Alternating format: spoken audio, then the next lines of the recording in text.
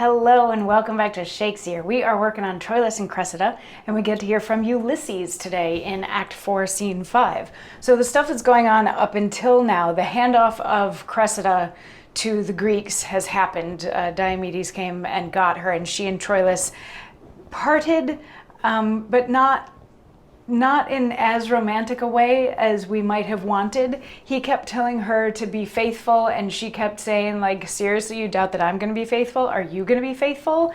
And he was like, basically. And then he told the Greeks to take good care of her, but when they noticed that she was really pretty, he's like, no, you're not touching my woman. It was kind of odd. But the other fun thing is it's now time for the fight between Hector and Ajax. The trumpets have started sounding, and they were like, oh, we're late. We gotta go to this fight. So at the beginning of Act 4, Scene 5, we're in the Grecian camp, and all the Greeks are there. Menelaus, Agamemnon, Ulysses, Nestor, you name it, they're all there. Ajax, Achilles, Patroclus, they're all there. And they're like, all right, it's time, we're ready, let's sound the trumpet to let them know that we're ready to fight. So they sound the trumpet, and then there's no response. And they're like, because they're expecting Hector to trumpet back, and then they can start, but Hector doesn't just yet. So they're like, but then Diomedes comes in with Cressida, and he's like, this is her, and they're all like, ooh, hello, because she's pretty. So they all decide that they need to kiss her. And you could interpret that in as many different ways as you want to. I mean, you could do like the whole French kiss both cheeks as a greeting kind of a thing. You could make it a little bit more lecherous if you want to make it a little bit more lecherous. But she is just kind of going along with it for a little while, and 5 or 6 kisses from random people until Menelaus actually asks her if it's okay if he gives her a kiss. And then she starts talking back a little bit and playing and flirting, and she sort of puts off that kiss and puts off another kiss. But then Hector, and I believe the stage direction says like all of Troy arrives. So Hector and everybody else, Troilus, you name it, they all come in because they're now ready to do the fight, and they're like, all right, let's just lay down some ground rules first. What is supposed to happen to the winner, and or are we expecting there to actually be a winner? Is this a fight to the death, or is it not? Is it just a fight and then we'll see who's strongest? And they eventually decide that it shouldn't be a fight to the death. It should be a fight to the non-death, till they can say like this guy won over that guy. In part because Ajax and Hector are distantly related, so they don't feel like relatives should kill each other. And they're like, all right, let's go. Let's start this whole fighting thing. So they make the agreements and they get to fighting. And while they're fighting, there's all the, you go get him type encouragement that's going on.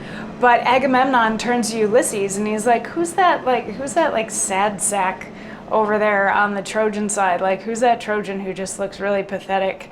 And Ulysses responds, the youngest son of Priam, a true knight, they call him Troilus. Not yet mature, yet matchless, firm of word, speaking in deeds and deedless in his tongue. Not soon provoked, nor being provoked, soon calmed. His heart and hand both open and both free. For what he has, he gives. What thinks, he shows. Yet gives he not till judgment guide his bounty, nor dignifies and impar with thought, with breath. Manly is Hector, but more dangerous. For Hector, in his blaze of wrath, subscribes to tender objects, but he, in heat of action, is more vindictive than jealous love.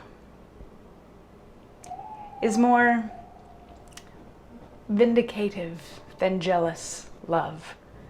They call him Troilus, and on him erect a second hope, as fairly built as Hector.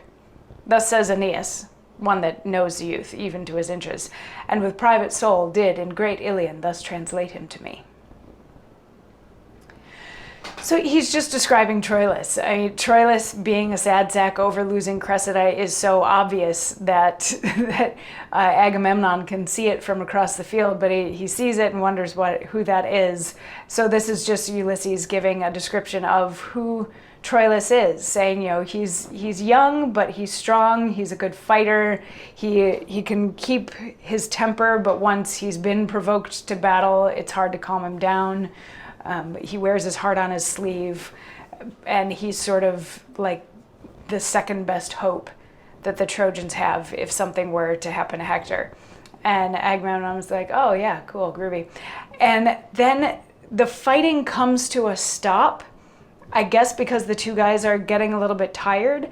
They're like, whoa, we need a break. And they're like, okay, so are we gonna keep this fight going, or are we gonna call it now?